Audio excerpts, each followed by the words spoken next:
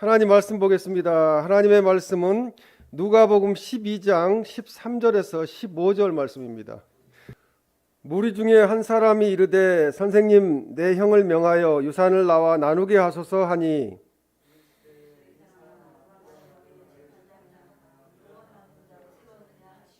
다 같이 읽겠습니다. 그들에게 이르시되 삼가 모든 탐심을 물리치라 사람의 생명이 그 소유에 넉넉한 데 있지 아니하리라 하시고 아멘. 저는 오늘 사람들은 누구나 복받기를 좋아합니다 라는 제목으로 하나님의 말씀을 전하겠습니다.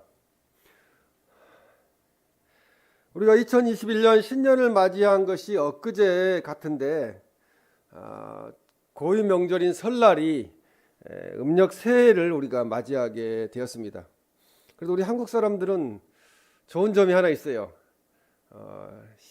신정으로 새해를 맞이할 때 새해 복 많이 받으라고 인사하고 아직 새해가 오지 않았어, 구정이 와야지 이렇게 생각하는 여유가 있긴 합니다. 이 설날이 되기 전에 신축년 새해 복 많이 받으세요라는 문자가 여기저기서 오게 됩니다. 또 저도 보내게 됩니다. 대부분의 내용이 지난해 이루지 못한 소망을 다 이루시기를 축복합니다 그런 말씀이고요. 가정의 평안과 건강을 기원합니다 그런 말씀입니다. 또 가장 많이 하는 것이 새해 복 많이 받으세요 라는 말씀을 하게 됩니다. 매년 우리는 설날이 되면 서로 잘 되기를 바랍니다. 그래서 새해 복 많이 받으라고 인사하는 것입니다. 그래서 사람들은 누구나 복 받기를 좋아합니다. 복 받으라 하는데 싫어하는 사람은 아무도 없어요. 그러나 진정한 복이 무엇이며 복이 어디에서 오는지를 알지 못합니다. 그냥 복을 받으라고 하면 복을 받겠지 이렇게 하고 인사를 하는 거죠. 히브리어로 보면 이 축복이라는 말은 바라크라는 말입니다. 바라크.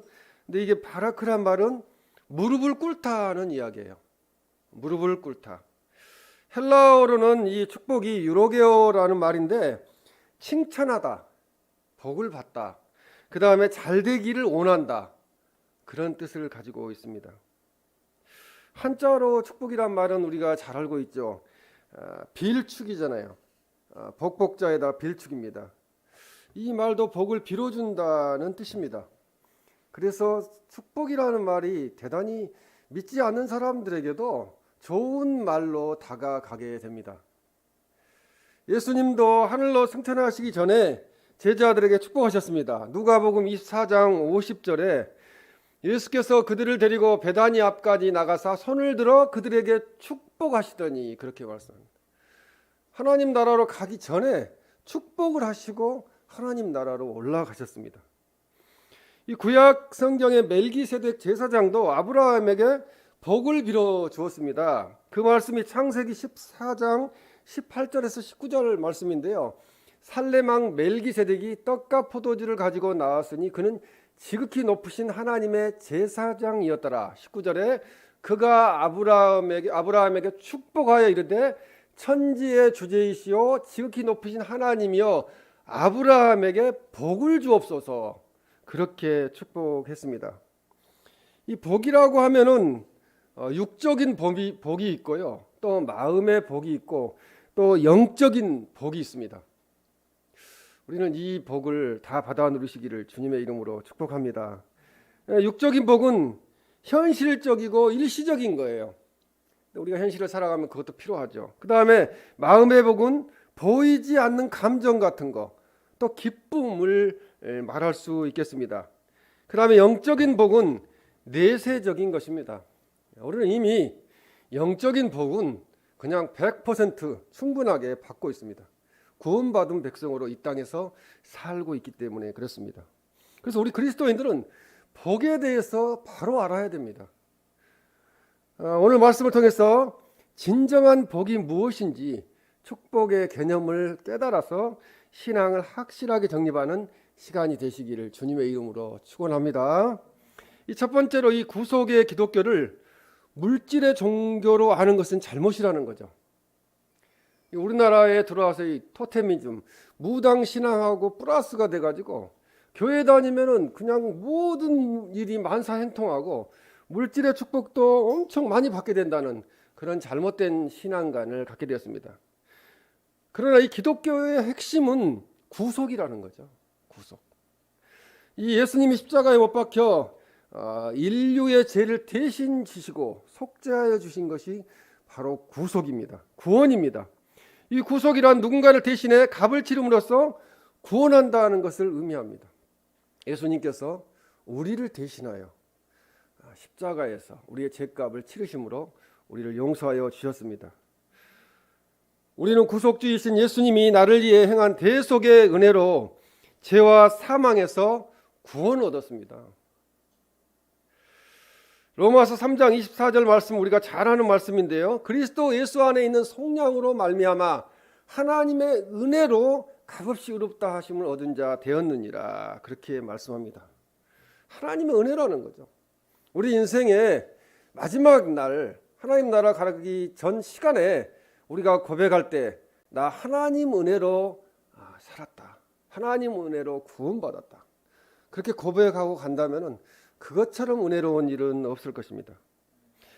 오늘 본문 누가복음 12장 13절에 보면 형과 유산을 나누는 문제로 다툼이 있었던 사람이 예수님을 물질을 나눠주는 자로 오인해서 13절에 이렇게 말씀합니다. 무리 중에 한 사람이 13절에 이르되 선생님 내 형을 명하여 유산을 나와 나누게 하소서 하니 그렇게 말씀합니다.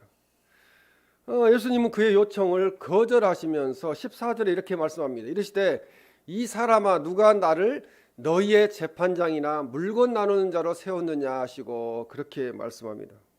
또 15절에 그들에게 이르시되 삼가 모든 탐심을 물리치라고 말씀합니다. 사람의 생명이 그 소유에 넉넉한 데 있지 아니하리라 그렇게 말씀합니다. 여기서 탐심이라는 것은 더 많은이라는 뜻을 갖고 있어요. 더 많은 것을 소유하다. 그것이 탐심입니다. 이 더 많은가 소유하다는 뜻의 합성어인데 만족할 줄 모르는 욕심을 말합니다. 사람이 끝이 없어요. 가지고 있는 것에 감사하지 못하고 계속 가지고 있으면 더 다른 것을 가지려고 움켜잡게 되는 것이 탐심이라는 것입니다. 여기서 탐심은 물질에 대한 탐심과 사람을 잘못된 방향으로 이끌고 가는 그런 모든 종류의 제약을 말합니다. 올바른 방향으로 하나님께 나오게 해야 되는데 자꾸 세상적으로 끌고 가는 거죠. 예수님께서는 왜 갑자기 탐심에 관한 말씀을 여기서 하셨을까요? 탐심의 그 탐내는 마음, 부당한 욕심은 마음 안에 숨어 있기 때문에 그렇습니다.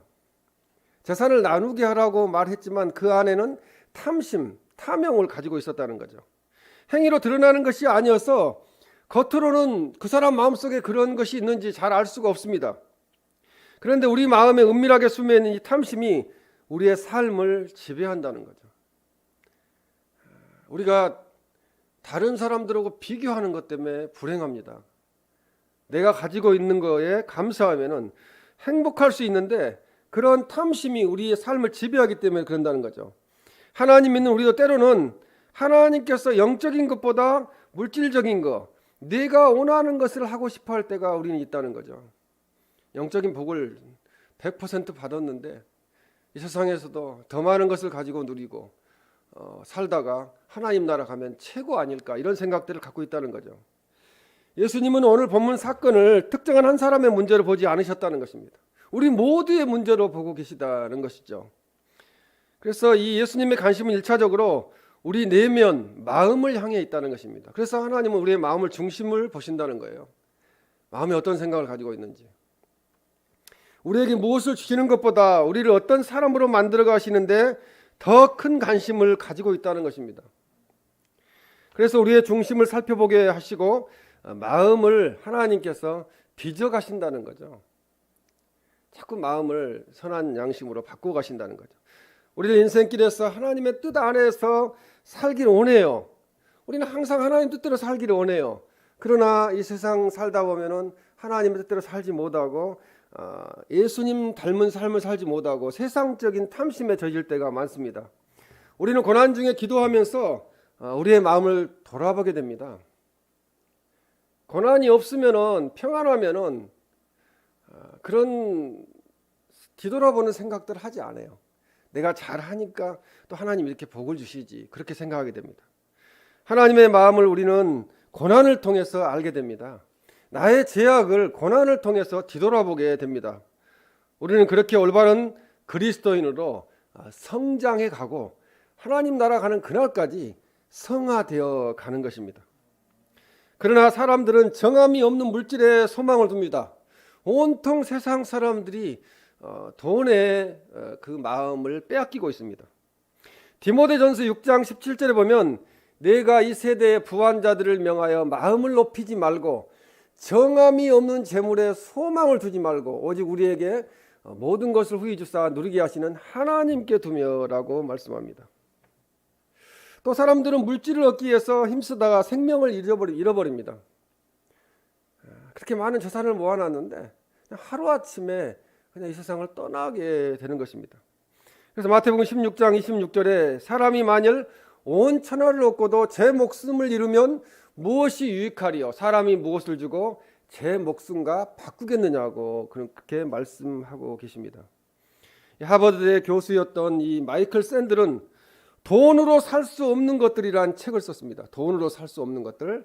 그 책에서 사랑도 권력도 명예도 돈으로 살 수 있다고 생각하는 세상을 향해서 돈으로 사는 것은 껍데기를 소유한 것에 불과하다고 그렇게 말합니다. 진정한 행복은 돈의 영향을 받지 않는다고 그렇게 말하고 있습니다. 우리가 한번 뒤돌아보길 바랍니다. 우리 가정이, 우리 교회가 돈의 영향을 받고 있는가, 받지 않고 있는가, 그걸 한번 생각해 봤으면 좋겠습니다. 돈은 세상을 살아가기 위한 도구일 뿐이라는 거죠. 하나님께서 도구를 우리에게 주시는데 도구가 목적이 되어서, 목표가 되어서 살아간다는 사람들이 많다는 거죠. 돈은 생명과는 비교할 수 없는 것들이라는 거죠. 그래서 주님은 일용할 양식을 구하라고 말씀하셨습니다. 하루하루 먹을 것을 구하라고 말씀하셨습니다. 우리가 살다가 그런 생각을 저는 기도하면서 가끔 해요. 하나님께서 먹을 것을 안 주시면 그냥 금식하다가 천국 가면 되지. 그런 생각이 이제 제 나이에는 들게 됩니다. 왜 그럴까요? 돈에 우리의 목적을 두어서는 안 된다는 깨달음이라고 볼 수 있겠습니다. 우리는 일용할 양식을 구해야 됩니다. 또 모세는 하루치의 만나만을 거두게 하나님께서 그렇게 하셨어요. 모세를 통해서. 하루 이상을 가지고 있으면 썩어버렸잖아요. 근데 하나님께서 다음 날도 똑같이 계속 만나를 공급해 주셨습니다. 바울은 자족하기를 힘쓰라고 가르쳤습니다. 서로 만족하라는 거죠. 가지고 있는 것에 만족하고 감사하라고 말씀합니다. 사람들은 하나님을 믿으면 물질의 복을 받는다는 잘못된 개념을 가지고 있습니다. 그러면서 예수님을 전하면은 너 사는 게 그렇게 형편이 그런데 나한테 무슨 복을 받으라고 예수님 믿으라고 하느냐, 이렇게 애들을 말합니다. 잘못 알고 있기 때문에 그렇죠. 하나님을 믿으면은 영적인 복을 받는다는 거, 구원받는다는 것을 모르기 때문에 그렇게 말을 합니다. 이 세상 끝날 마지막 날, 주님이 오시는 날, 내가 이 세상을 떠나 하나님 나라에 가는 그날, 그 영적인 축복, 영적인 구원의 축복이 얼마나 큰 것이라는 것을 그때 알게 된다는 것이죠. 그때 알게 되면은 믿지 않는 사람 입장에서는 늦게 되는 것입니다. 사람들은 삶이 불안할 때 하나님보다는 물질을 더 의지하게 돼요. 그리고 하나님을 복의 수단으로 생각하기도 합니다. 하나님 때문에 내가 복을 받아서 이 땅에서도 부귀 영화를 누리고 또 구원도 받겠다, 이런 생각들을 많이 갖고 있습니다. 그러나 성경에서 하나님 말씀하는 그 하나님께서는 이 부자에게 어리석은 자라고 오늘 본문에 말씀합니다. 어리석은 자요. 오늘 본문 밑에 이게 누가복음 12장 20절에 보면 하나님은 이르실 때 어리석은 자요, 그렇게 이야기합니다. 저도 뒤돌아보면은 하나님 말씀대로 산다 했지만 그 말씀대로 살지 못해서 어떤 일이 발생했을 때 나처럼 어리석은 사람이 없구나, 참 미련하고 어리석었다, 그런 생각들을 하게 됩니다. 여기서 어리석은 자는 정신이 없는 자라는 거예요. 무분별한 자라는 것입니다. 분별할 줄 모르는 사람이라는 것입니다. 현 시대는 물질주의적 가치관이 갈수록 더 기승을 부리고 있고요. 모든 삶의 가치관이 물질주의로 가고 있습니다. 사회주의 체제는 정신적이고 영적인 가치를 부인하는 유물론을 숭배하고 있고요. 물질이 최고 가치라는 거죠. 돈이 최고라는 것입니다.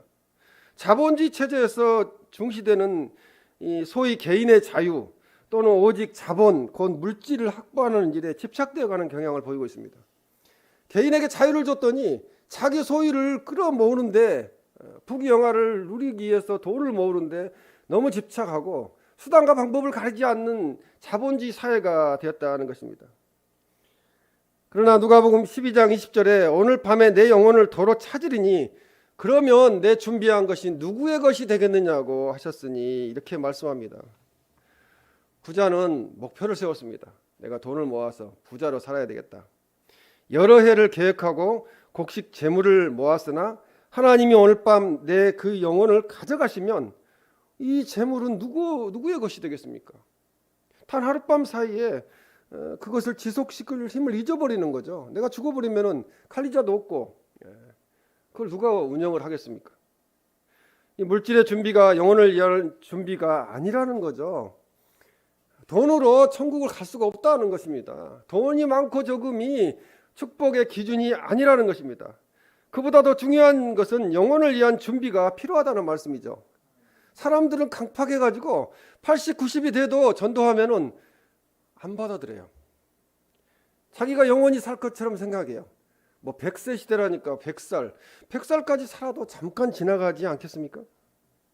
사람은 있을수록 가질수록 염려가 많아집니다.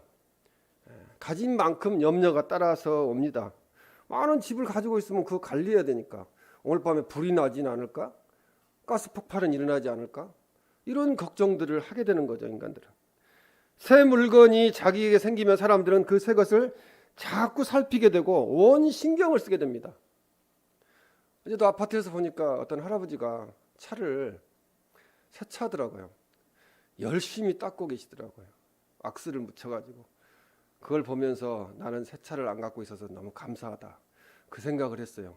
거기다 신경 쓸 시간이 어디 있어요. 그냥 안 닦아도 물만 착 뿌리고 그냥 끌고 다녀도 아무 문제가 없다는 거죠. 근데 재물을 관리하는데 시간을 많이 허비하게 됩니다. 그래서 그 근심 때문에 죽음에 이를 수도 있습니다. 근심하다가 밤을 잠을 못 자고 근심하는 거죠. 나의 재물과 권리가 나의 생명과 영혼을 지켜주지 못합니다. 예수님은 누가복음 12장 21절에 자기를 위하여 재물을 쌓아두고 하나님께 대하여 부요하지 못한 자가 이와 같으니라 그렇게 말씀합니다. 하나님을 더 소중하게 생각해야 된다는 거죠. 세상 재물을 쌓아놓고 아무리 그것을 쳐다보고 있어도 하나님께는 부요한 자가 되지 못하는 거예요. 하나님 나라에 쌓아놓지 못했기 때문에 영원한 안식이 없다는 것입니다.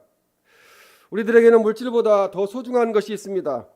하나님의 자녀로 살아가고 있다는 것, 하나님의 자녀로 복을 받아 누리고 있다는 것, 하나님의 자녀로 사랑을 받고 있다는 것, 또 평강을 받고 있다는 것, 이것이 바로 풍성한 영적인 복인 것입니다. 예수님 그리스도의 구속의 복음을 깨닫고 하나님 나라 의를 구하며 사는 영적으로 부유한 성도님들이 되시기를 주님의 이름으로 축원합니다. 두 번째로 사람들은 복을 다른 사람들보다 잘 사는 것을 복이라고 생각합니다. 세상 사람들, 갈수록 우리 기독교인들도 세상 사람들보다 잘 사는 것, 다른 사람보다 잘 사는 것을 복이라고 착각하고 삽니다. 오늘 본문 누가복음 12장 13절에 무리 중에 한 사람이 이르되 선생님 내 형을 명하여 유산을 나와 나누게 하소서 하니, 이 사람은 예수님께 형가의 유산 문제를 말씀드리면서 잘 해결해달라고 간청하고 있는 것입니다. 예수님은 그런 분이 아니신데요. 그러나 예수님은 그의 경제적 문제를 해결해 주신 대신에 인생의 본질적인 것에 대해서 말합니다. 영적인 것에서 말씀하시는 겁니다. 오늘 우리가 예수님께 바라는 모습은 어떤 건가요? 예수님이 나에게 무엇을 해주시기를 바라고 있습니까? 예수님을 그저 경제적 문제를 해결하는 해결사로 아는 이 사람과 우리는 얼마나 다를까요? 생각해 보아야 합니다. 많은 사람들은 물질이 많은 것을 축복이라고 생각하고 있습니다. 그래서 물질이 많은 것 때문에 되게 자랑을 합니다. 목사 앞에서도 자기 물질 많은 것을 자랑하는 친구들이 많이 있어요. 근데 저는 속으로 웃지요. 안타깝죠. 하나님 안 믿고 있는데 불쌍하지요. 그리고 물질이 우리를 잘 살게 한다고 생각하고 있습니다. 물질만 많이 가지면은 나는 잘 살 수 있어 이렇게 생각을 합니다. 근데 대부분 보면은 물질이 많은 분들 중에 근심 고통이 많더라고요. 보니까 또 여러 가지 건강 때문에 또 주변 사람들 때문에. 돈이 많은 사람은 부자이지 잘 사는 사람이 아닙니다. 근데 세상 사람들은 돈이 많은 사람을 보고 저 사람 잘 살아, 인생 성공했어, 이렇게 잘못된 평가를 내리고 있습니다. 돈만 가지고는 그가 잘 사는 사람인지 그렇지 않은 사람인지 판단할 수 없습니다. 돈이 인생의 전부가 아니기 때문에 그렇습니다. 또 물질이 축복이라면 예수님을 믿으면은요 다 부자가 돼야 돼요. 저도 그런 생각을 해본 적이 있어요. 예수님께서는 왜 부자가 천국에 들어가는 것은 낙타가 바늘기로 들어가는 것보다 어렵다고 말씀하셨을까? 그냥 예수님 믿으면 복 받고 영적인 복, 육적인 복, 물질의 복을 다 받아서 잘 살면 안 믿는 사람들이 그걸 보고 다 나도 예수님 믿어야 되겠다 이렇게 될 건데 왜 그렇게 하셨을까라는 생각을 해봤습니다. 근데 예수님 믿는 사람들 중에 가난한 사람이 많습니다. 오히려 예수님 잘 믿는 사람들 중에 더 가난한 사람이 많아요. 예수님을 믿지 않은 사람 중에 부자가 많은 것은 또 사실입니다. 그래서 예수님 믿고 안 믿고의 차이에 영적인 축복의 차이가 있는 거지. 예수님 믿는다고 해서 물질을 많이 주시고 예수님 안 믿는다고 해서 물질을 안 주시고 그런 것은 아니라는 거죠. 그래서 이 세상을 살아가는 것의 어떤 축복의 기준이 물질이 되어서는 안 된다는 것입니다. 그것이 과연 진정한 축복인가? 그것을 생각해 보아야 합니다. 사람은 이 세상에서 만족함을 얻을 수가 없습니다. 만족이 없어요. 한 가지 일이 해결되면 다른 한 가지 일이 생겨서 또 고통을 받게 됩니다. 우리는 바라고 꿈꾸던 것을 얻으면 처음에는 어느 정도 만족한 것 같아요. 새로운 집에 들어가서 이렇게 도배 잘 돼 있는 집에 들어오면 되게 좋은 것 같아요. 너무 감사하다고 생각을 하게 됩니다. 그런데 시간이 가면은 감사가 자꾸 식어간다는 거죠. 다른 것을 바라보기 때문에 그렇습니다. 저도 우리 교회에 들어왔을 때 하나님께서 이렇게 규모는 좀 작지만 이렇게 도배를 다 해놓고 인테리어 다 해놓고 우리를 여기 그냥 의자도 다 갖춰놓고 몸만 와도 될 수 있을 정도로 만들어 놓으셔서 너무 감사하다 그 생각을 했어요. 감사했어요. 근데 시간이 지나가니까 그런 생각이 자꾸 사라지는 거예요. 밖에 마당에 나가면은 저렇게 흙 때문에 힘들고 그런 생각들을 저뿐만 아니라 세상 사람들까지도 우리 믿는 우리들까지도 다 생각을 하게 된다는 거죠. 그래서 돈 많은 유명인들이 그렇게 돈이 많고 행복한 것처럼 보이는데 왜 중독에 걸려서 마약도 중독되고 술 중독되고 또 심지어는 자살까지 하게 되는 상황에 놓일까요? 내게 있는 것으로 만족을 찾고 그것으로 끝까지 행복할 수 없기 때문입니다. 잠언 10장 22절에 보면은 여호와께서 주시는 복은 사람을 부하게 하고 근심을 겸하여 주지 아니하시느니라고 말씀합니다.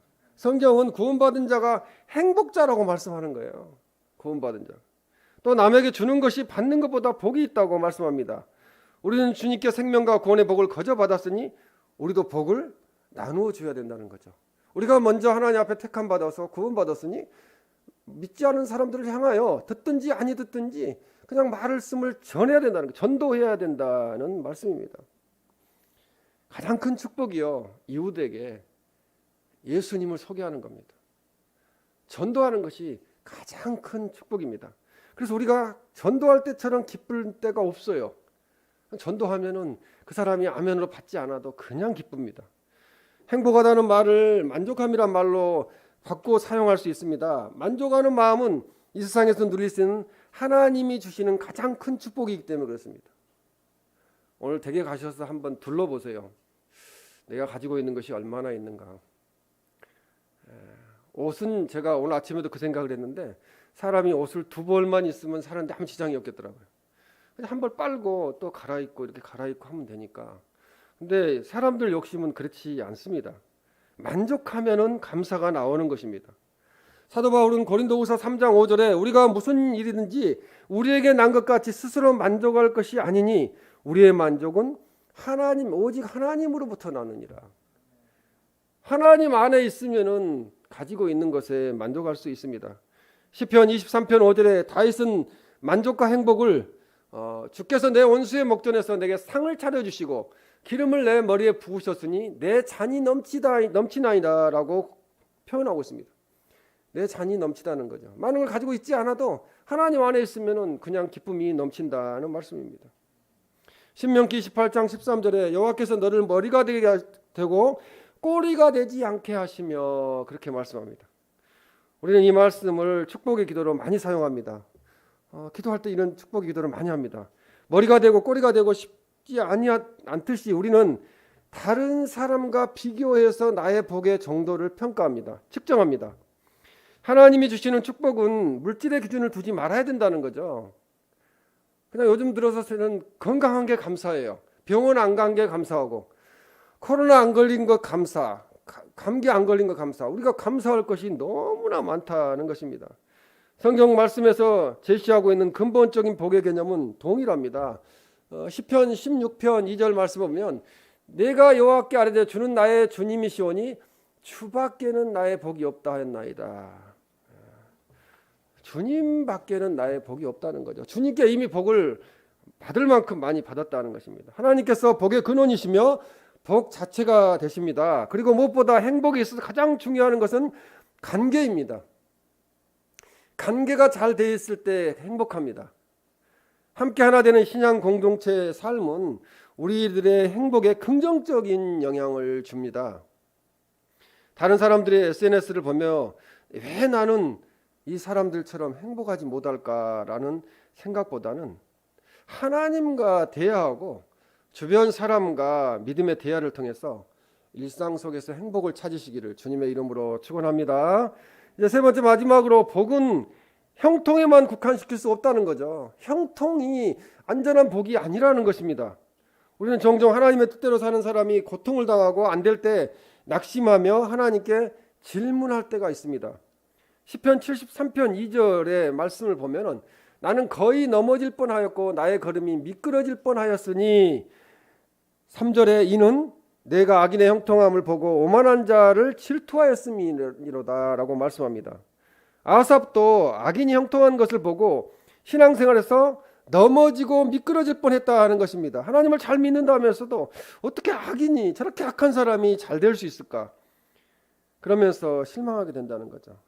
우리도 악인이 형통하고 예수님 잘 믿는 사람이 잘 안 되는 것을 보게 되면은 실망하게 된다는 거죠. 예수님을 저렇게 잘 믿는데 왜 하나님 복을 안 주세요? 그렇게 생각을 하게 됩니다. 일반적으로 사람들은 믿는 신앙생활의 결과는 무슨 일을 하든지 형통하게 되며 생활의 어려움이나 뜨자지 않는 고난은 나태한 신앙의 또한 제 결과라고 생각합니다. 그래서 자꾸 신앙생활 잘하고 있는 사람에게 뭐 안 되는 모습들을 보면서 왜 신앙에 문제가 있지 않느냐 이렇게 비판을 하는 거죠. 만일 이런 생각이 사실이라면 우리 주변의 불신자들이 그리스도인보다 더 형통하는 경우가 많음을 어떻게 설명해야 할까요? 예수님 안 믿는데도 잘 살잖아요. 그것이 과연 복인가 우리는 생각해 보아야 합니다. 세상 부귀를 누리고 몸 건강하며 장수를 누리다가 죽는 악인도 많다는 거죠. 그러나 우리가 살다 보면 세상에는 돈 가지고도 안 되는 일들이 많고 아무리 많은 돈을 가졌더라도 누구나 죽는 인생은 너무나 허무할 뿐이라는 거죠. 다 죽는다는 거죠. 악인은 오늘을 생각하고 의인은 내일을 생각합니다. 악인들은 오늘 잘 살 것만 생각해요. 근데 우리는 하나님 나라를 생각하는 거죠. 새들이 날아가다 보니 강가 얼음판 위에 옥수수가 있는 걸 보고 내려서 맛있게 먹었습니다.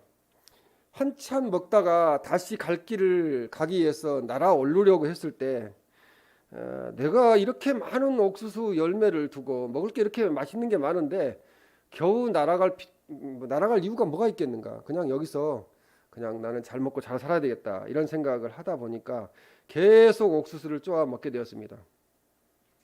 옥수수 쪼아 먹다 보니까 이 포포수가 나오게 되는데 그는 얼어가지고 몸이 얼어서 발이 얼어서 수백 미터 낭떠러지 밑으로 얼음 덩어리에 휩쓸려서 쓸려가게 됩니다. 물속에 앉아 있으면 그렇게 되죠. 얼게 되는 거죠. 그래서 이제 날아가야지 하고 날개를 푸죽거렸으나 다리가 얼음에 붙어가지고 날 수가 없는 거예요. 인간의 모습이 그거예요. 인간의 모습이.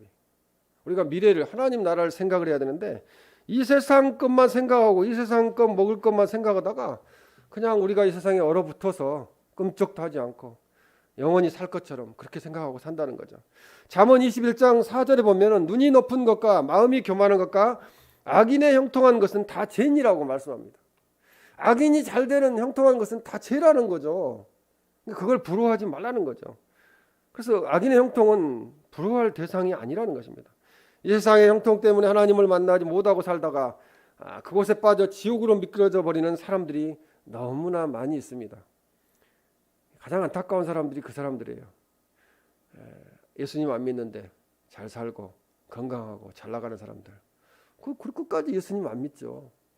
예수님이 필요치 않는 거예요. 그 사람들에게는요. 영원히 죽게 되는 것입니다. 이 세상의 형통 때문에 하나님을 만나지 못하고 살다가 지옥으로 미끄러져 가는 사람들이 이 세상에는 수없이 많이 있습니다. 그러나 혼나고 고통과 아픔을 당하고 시험 환난을 당하는 이들은 그것 때문에 오히려 하나님을 만나서 믿고 구원받아 천국에 가게 됩니다. 우리 친구들 대부분 다 하나님 믿는 사람들인데요. 그 중에 하나님 잘 믿는데 안 되는 사람들을 볼 때 제가 마음이 아파요. 그래서 더 기도하게 되는데 고통받고 있어요. 전화하면은 그냥 목소리가 거의 그냥 죽기 일보 직전에 전화를 받아요. 그래도 통화하면은 또 힘을 내게 돼요. 하나님이 사랑하시기 때문에 채찍을 가하시는 것입니다. 시편 73편 28편에 28절에 하나님께 가까이 하는 게 내게 복이니라 그렇게 말씀합니다. 하나님께 가까이 함이 내게 복이라는 거죠. 설날 인사로 주고받은 세상 사람들이 추구하는 복과 성도들의 복은 다릅니다. 누가복음 12장 16절에도 또 비유로 그들에게 말하 이르시되 한 부자가 그 밭에 소출이 풍성함에 예수님께서는 이 말씀을 통해서 생명이 그 소유의 넉넉함에 있지 않다는 것을 예증하기 위해서 어리석은 부자의 이야기를 예로 비유로 말씀하셨다는 거죠. 17절에 심중에 생각하 이르되 내가 곡식 쌓아둘 곳이 없으니 어찌할까 하고 곡식 쌓아둘 곳이 없으면 나눠주면 되는데 그 고민하고 있는 거죠. 밭에서 풍성한 수확을 거두어서 곡식을 쌓아둘 곳이 없다는 것이 이 부자의 유일한 고민입니다. 18절에 또 이르되 내가 이렇게 하리라 내 곡간을 헐고 더 크게 짓고 내 모든 곡식과 물건을 거기에 쌓아두리라. 그가 밤에 잠을 자지 않고 궁리한 끝에 생각해낸 것이 곡간 창고를 더 크게 지어서 거기에 많이 쌓아놓겠다는 생각을 한 것입니다. 19절에 또 내가 내 영혼에게 이르되 영혼아 여러 해 쓸 물건을 많이 쌓아두었으니 평안히 쉬고 먹고 마시고 즐거워하자 하리라 하되 이 부자의 삶은 물질에 의존하는 삶입니다. 그래서 물질로 말미암아 쾌락을 즐기는 삶을 살았던 것입니다. 그러나 그는 하나님을 알지도 못했고 하나님을 섬기지도 않았고 가난한 이웃에 대한 관심도 없었고 또 풍성한 소출을 허락하신 하나님께 대한 감사는 더더욱 하지 않았습니다. 부자는 물질적으로 형통한 것 같지만 그는 하나님을 믿어야 영원히 형통한 것을 깨닫지 못했다는 거죠. 하나님을 알지 못했습니다. 하나님을 믿는 것은 축복받고 무슨 일이든지 만사 형통하기 위하여 하나님을 믿는 것이 아니라는 거죠. 지금 한국의 기독교가 자꾸 기복주의, 물질주의로 가다 보니까 물질 안 주시고 복 안 주시면 하나님 떠나버리는 것입니다. 그건 잘못된 무당 신앙입니다. 하나님을 사랑함으로 순종하여 그 뜻을 따르고자 하는 자원함이 있어야 된다는 거죠. 그냥 하나님이 가라가면 가고 살아가면 서는 그런 자원함이 있어야 됩니다. 우리 그리스도인은 세상에서 추구하는 복이 아니라 하나님을 믿고 섬기는 것이 가장 큰 복이고 형통이라는 것을 믿고 하나님을 잘 믿고 착하고 충성된 자가 내가 잘하였다고 칭찬받고 면류관 받는 영원한 축복을 계속 받아 누리시기를 주님의 이름으로 축원합니다. 아멘.